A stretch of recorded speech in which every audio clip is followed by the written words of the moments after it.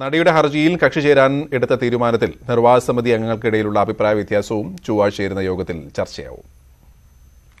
കഴിഞ്ഞ ജനറൽ ബോഡിയിൽ ദിലീപിനെ തിരിച്ചെടുക്കാനെടുത്ത തീരുമാനത്തെ തുടർന്നാണ് അമ്മ നേതൃത്വത്തിനെതിരെ ശക്തമായ വിമർശനവുമായി അംഗങ്ങൾ തന്നെ രംഗത്തെത്തിയത്.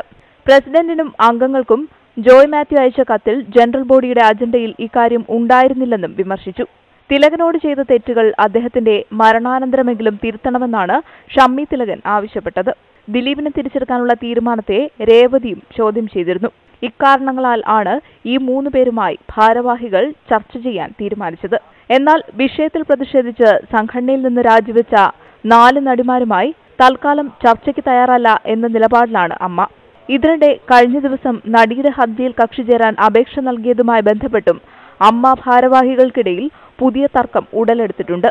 കേസിന്റെ വിചാരണയ്ക്കായി വനിതാ ജഡ്ജിയും പ്രത്യേക കോടതിയും വേണമെന്ന നടിയുടെ ഹർജിയിൽ കക്ഷി ചേരാനായിരുന്നു തീരുമാനം.